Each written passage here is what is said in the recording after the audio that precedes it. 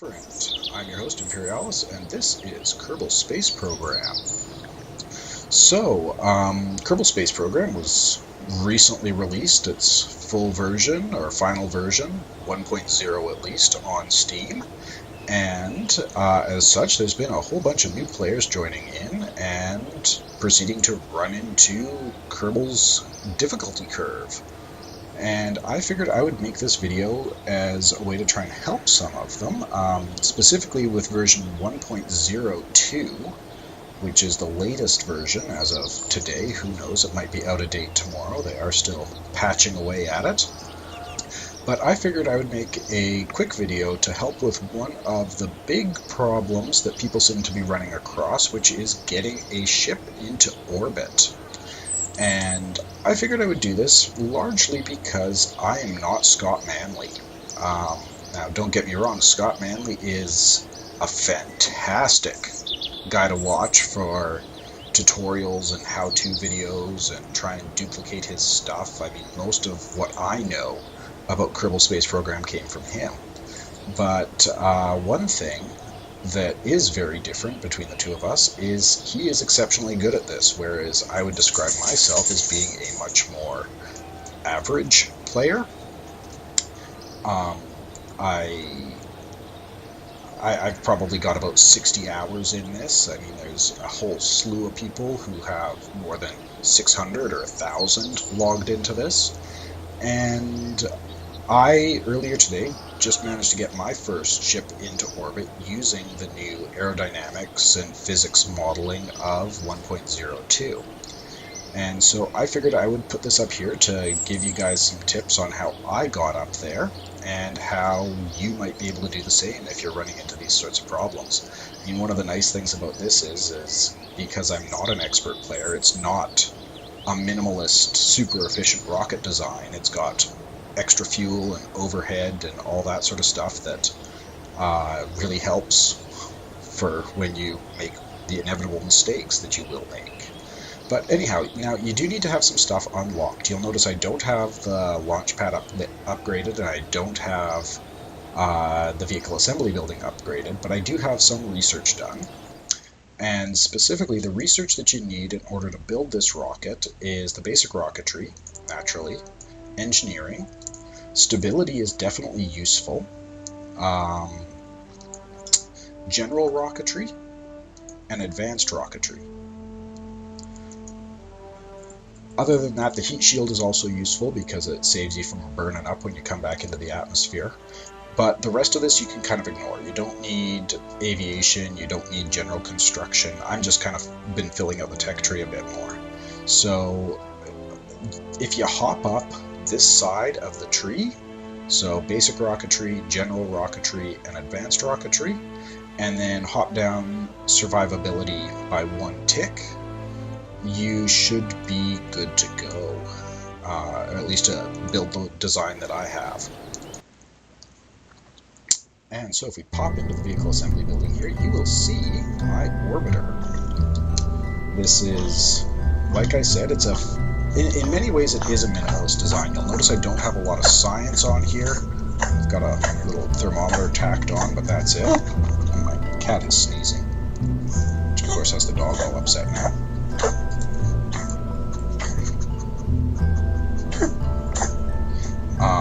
But anyhow, let's settle down in a moment. I've got a thermometer tacked on here, but I don't have the Science Junior or goo canisters or anything like that. And the reason I don't have that is because, one, it adds weight, and two, I had so many failed suborbital flights in the lead up to this that I had gotten science from both the goo canister and the Science Junior from space, so there was no need to tack it on and add the weight. So anyhow, this is the rocket. I'll build it again here. Hopefully I can remember how all the bits go together. If not, I'll always just load this. But, come on, there we go. So, to get started, use a command pod. Always start with the command pod. Utility, we'll pop a parachute on. Parachutes are important. And aerodynamics, we'll put a heat shield on. And then underneath that, structural, a decoupler. This is all that's coming back to Kerbal, is this little pod. Now, underneath that, I have my insertion stage, and this is why I wanted to unlock as far as I did up the rocketry, because the advanced rocketry unlocks this Terrier, the LV909 Terrier liquid fueled engine. This is a wonderful engine for any time you're working in orbit. It's very, very fuel efficient, doesn't provide a huge amount of thrust, but when you're in space, you don't need a huge amount of thrust. A little bit goes a long way, which is also why I can just tack the little tiny fuel tank onto there. And now, like I said, I know this is not the most efficient design. I mean, if you can do this all in one stack, then by all means do it, because this just adds weight and all that sort of stuff. But I find that having this increases controllability significantly, so I like it for that. And again, I'm coming at this from sort of the Joe average end of things. But pop another decoupler on there, and then, because I had the extra mass, I was able to tack on a little tiny FLT 100 fuel tank, and then underneath that, 1, 2, 3 of these LVT 400 fuel tanks. Again, the advanced rocketry is what unlocks those, so that's why I went that far. Now, as far as engines, you can do it with either of these. I like the Reliant, because the way I have this whole ship designed, the way I've flown this ship, the way I got into orbit, I didn't start my gravity turn until I was at 10,000 feet. And so the non-swiveling aspect of the Reliant doesn't matter as much then, and it gives you more thrust, and it's more fuel efficient than the LVT-45. I also find sometimes with this one that if I tap a key a little too hard, I'll go out of control. So this one, because basically the difference between these is this one has more power, but it doesn't gimbal. So the engine nozzle that you can't really see there doesn't rotate back and forth, whereas on the LVT-45 it swivels, and so you can direct the flow of the exhaust and go in different directions. But I find that once you're above 10,000 feet, the gyro mount things in the command capsule are enough to turn this thing over onto its side. So after that, we pop back into structural and we grab these radial decouplers, and I'm going to switch on symmetry mode. I'm going to switch it to dual symmetry, pop that on the side, then back into engines, grab the hammer, and pop that on the sides, about midpoint. Aerodynamics will give them some nose cones. And then the last thing we have are these basic fins.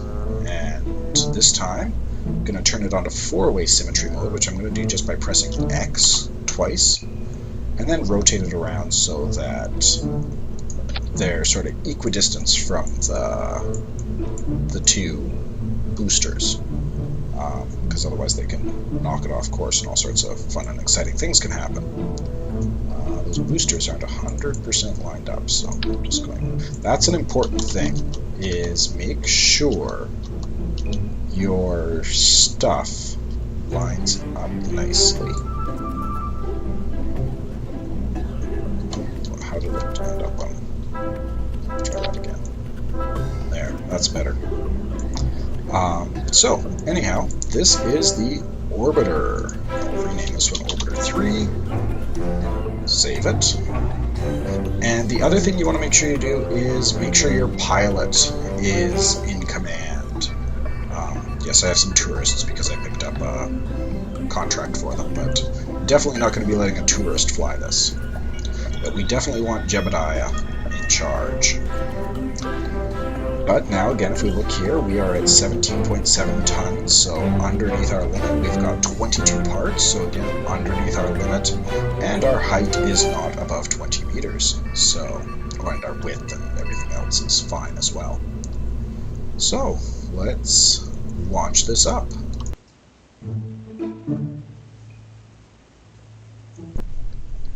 Now, a couple things I like to do. First, before I launch, press map, and I make sure that the map is centered on my ship. And the other thing you can do too is down here, pull out this little tray. That way, when you pop back into map mode, it's already there and waiting for you. It just saves you fiddling around trying to get controls figured out while your rocket's under power. Next step, check your staging, which is something I did not do. Always important, so I'm actually going to revert back to the vehicle assembly building and fix that.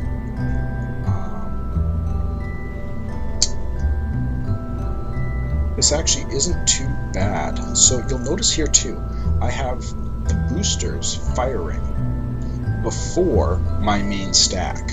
That's because these boosters are just there to give me that initial push, just to get me up and a little further off the ground before my main stack takes over. You can't steer when these things are going, it's just point up and go, so that's important. And then after they separate is when I fire up the main stack. One other thing I forgot to do too is set these thrust limiters down to about 50. 50.5 is close enough. What that does is it's basically like setting them at half throttle, which means it's going to start off very slow, but it also means we're not going to build up a massive amount of velocity, and they're going to burn longer. So it increases the efficiency and makes the rocket easier to control. So, because if you have them set at 50, it keeps them under 150 kilometers per second, I think, which is the magic number by all accounts. And that just gives you more control for the whole thing, really. But anyhow, now that I've done my tweaking, played with my staging a little bit, and limited those boosters, we are ready to launch. So once again, since I've popped back out here, I'm going to go back, reset my map, and then press T to turn on SAS. This is why I said you should make sure you have a pilot with you, because pilots have SAS, which really helps with stability control. So with everything set and ready to go, we are going to launch. Now you see how slowly I start taking off here, and that's fine. Like, you don't need to take off like a bullet, but you'll see my velocity slowly climbing. But what I really want to keep an eye on here is this heading. I want it to stay at 000 or as close to that as I can. Keep an eye on this nav ball and just make tiny adjustments as necessary to try and keep it pointed as straight up as I can. And it's not going to be perfect. Perfection is not the goal. Again, like I said, I'm not Scott Manley. I mean, you can see here, this rocket is laying down on the wrong side, and I might actually have to revert this flight. It is not perfect, but the nice thing is I know this flight's going sideways already. So I'm just going to hit escape, revert flight, revert to launch. Fix my map again. Turn on SAS. And this time what I'm going to do, just as I'm taking off, is just give a little nudge to the right. Because it seemed to want to go left last time, so if I give it a nudge to the right, maybe that'll help. Stay on course. Or not. This is still recoverable though. Yeah, of course, now that I'm recording, this isn't working.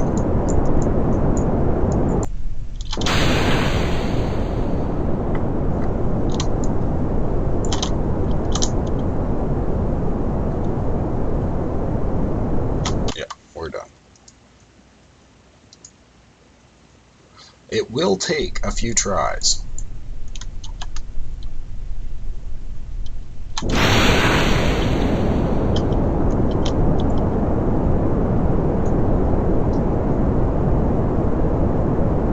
There we go, we got a much nicer sort of flight this time. I say that as we go off course again. Dang it.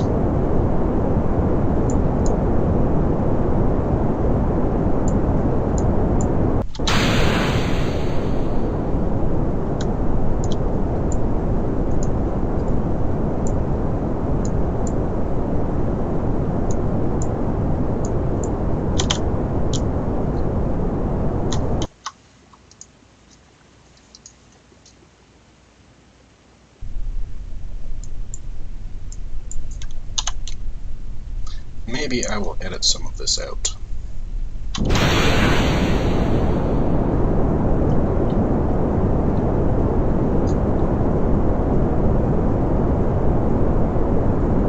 Oh, now we're staying pointed. And see, that's what's a little bit frustrating sometimes, is because there is sort of a weird random element, it seems, to it. Like right now, I'm not even touching the keys, and I am flying perfectly straight, which is exactly what I wanted it to do.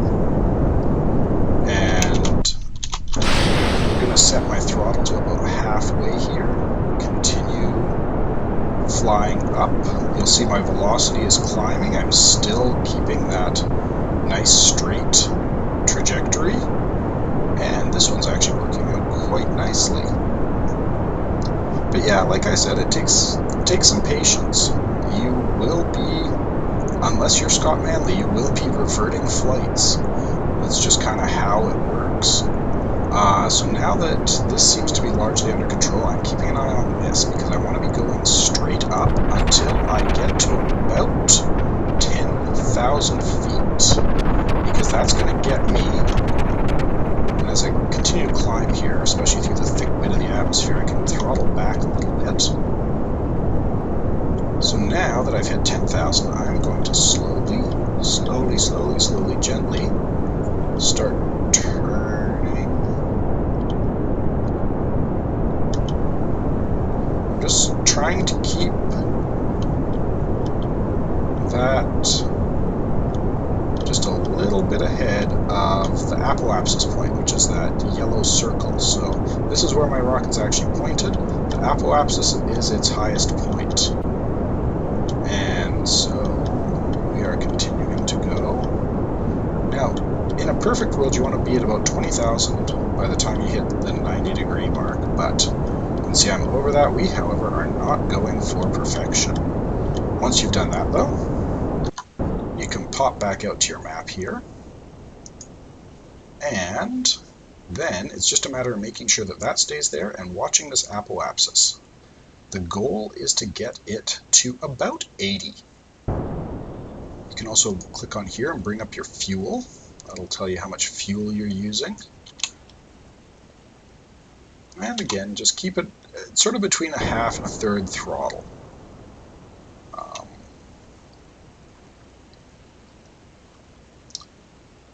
46, 47.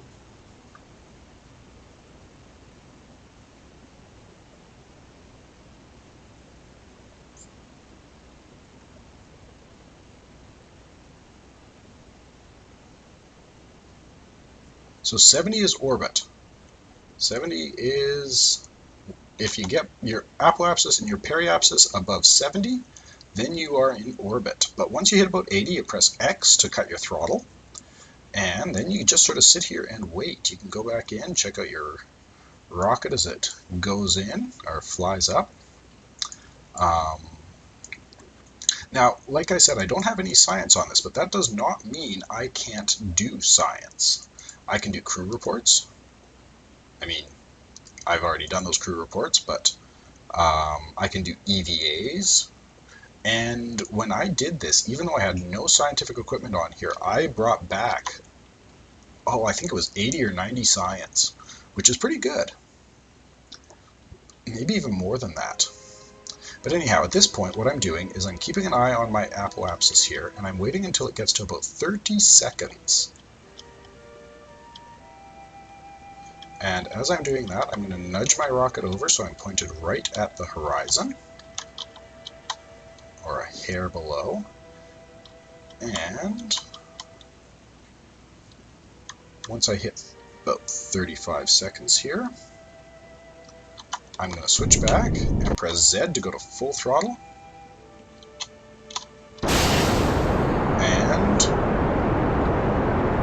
that was weird. I don't know why it did that. But anyhow, full throttle, and now I've got my little insertion guy.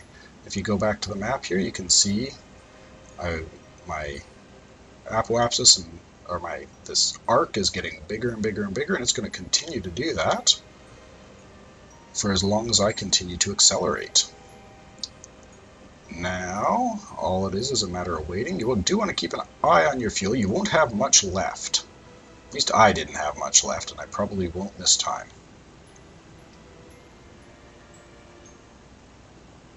But in a moment here, there's our periapsis, and now, when they swing around like that, we have an orbit, and we still have fuel left.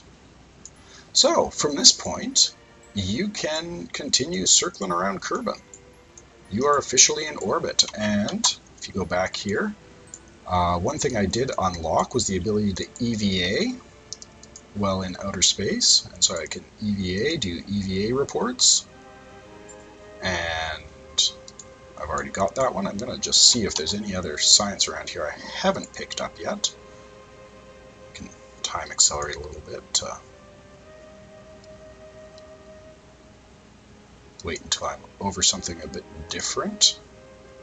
Do another EVA report.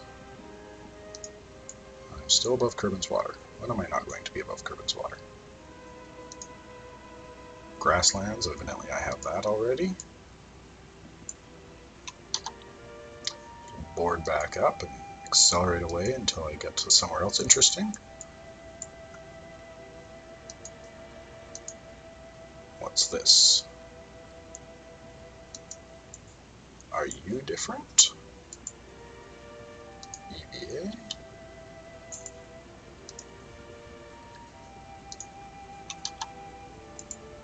Can I do a crew report? Yeah, the crew report doesn't change.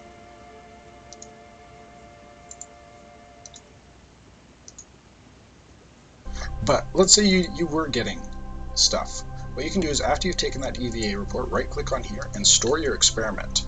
That way you can take multiple EVAs, and as long as you store each of them, you will be able to take more and more. So I can even pop them out again here, do another EVA report, and now if I just went back in and then EVA'd again. Oh, maybe it will let you keep it. Anyhow, so you can do all that sort of stuff while you're out and about up here. Do crew reports. You can keep that data. EVA. Don't deploy the parachute yet. We don't want to do that. EVA. Take the data. Store experiments. All that sort of stuff. Oh, dump experiments. None of them's worth anything anyhow. But yeah, so now to get back down, you'll see I do still have some fuel left, so that's always important. Because otherwise Jeb would keep spinning around up here forever. But to get back down, what you want to do... Did I do a crew report from here before? Reset. EVA. Oh, hey. Above Kerbal something. Above Kerbal's Highlands. So let's store that experiment and board. But what you want to do is you want to wait until you're above the apoapsis, or right by the apoapsis. And then, once you get to the apoapsis,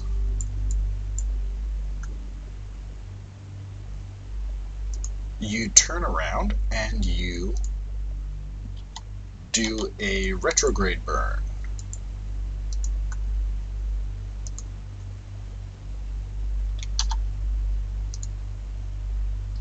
Can I store it? Okay, no, can only keep one of them. Ah, well. What you do is, as you approach your apoapsis, you turn around. Whoa, whoa, whoa. Turn on SAS. It keeps you from doing crazy spins and stuff like that. And what you want to do is you want to hunt for this little node here. And the difference between the prograde and the retrograde, I'm going to burn retrograde because it slows you down, is the retrograde you see has a little X in it. Or, if you're not 100% sure, you can just look, and if the ground is moving, like if I am flipped around this way, the pointy bit is going in the direction that I'm going. If I'm flipped around this way, the pointy bit is going the other direction. Or more relevantly, I guess the engine is pointed this way, so if I fire the engine, it'll actually slow me down. So, with that, it's just a matter of waiting a little bit. And we're going to be doing our burn in the dark here, but that's not a big deal. Just accelerate time a bit. And again, this, you don't have to be right on your apoapsis, just close is fine. But find that retrograde marker again. And start burning. And if you go back here, you'll see your periapsis shrinks. And if you get it, I mean, I'd probably drop this a little bit too low, but if you get it to below the 70,000, eventually you'll end up back on Kerbal. It might take you a few orbits, but as long as you're below 70,000, you will eventually land back on Kerbal. And now it's just a matter of waiting again. We can accelerate time again and speed along here. And once you drop out of space, it'll automatically slow the game down again. But something else you can do too, if you're feeling brave, and only if you're feeling brave, is do EVA reports from here. You get the EVA reports from the upper atmosphere, where he's like, oh my god, we're way too close to the ground for me to be hanging out outside. But now it's just a matter of waiting. At this point you can jettisoned my fuel tank and stuff like that. Keep SAS turned on just to keep me pointed retrograde, so my heat shield is taking the bulk of the burning. And we wait. Accelerate time again. It's a bit of a process. Yes, you can still accidentally hit keys when you're... Can I do a crew report from here? Nope.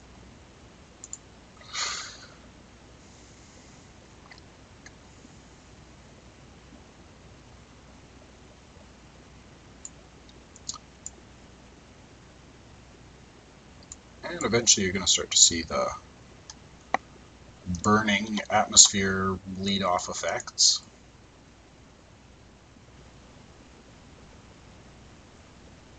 You can see you're getting closer and closer to the ground.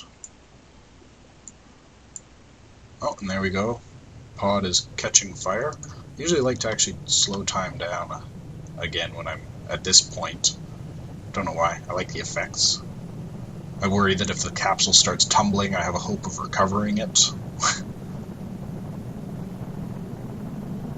But you can even actually turn SAS off and it does okay. Like, it points in the direction that it should, which was a problem with the 1.0 build, is it would flip the craft around and the heat shield would be facing the back, which is exactly what you don't want it to be doing.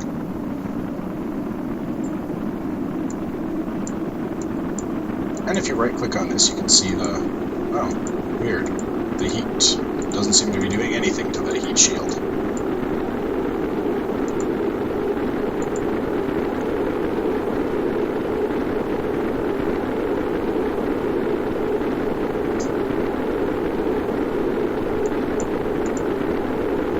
Oh, yeah, it went down 1 tick. Weird. 2 ticks. So the heat shield's doing its job, I guess.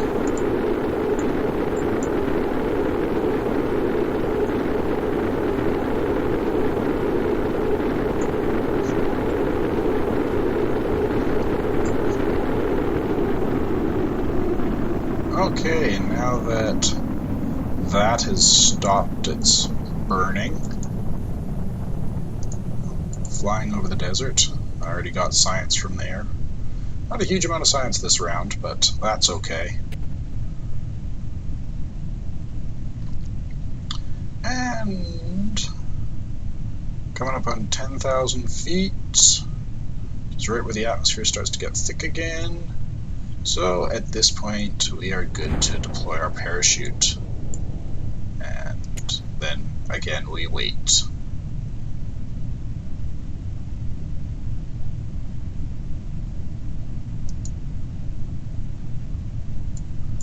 And now, I don't know, in earlier builds I reflexively go to as little time as possible because earlier builds, if you were time accelerated when the parachute opened, it could rip everything apart. I think they fixed that, but I'm not 100% sure, so I still just wait until the parachute actually deploys, and then I can time warp again until just before I hit the ground.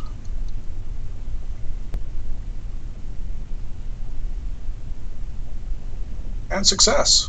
We have made it to the ground. We can do another crew report. Again, I already have the science. EVA. So, again, I already have the science. But yeah, that's how you get into orbit. So, hopefully this was helpful. Let me know if you liked it, didn't like it, whatever the case may be. And maybe I will do something like this again. Maybe I'll do a moonshot or something like that next time. Anyhow, until then, cheers.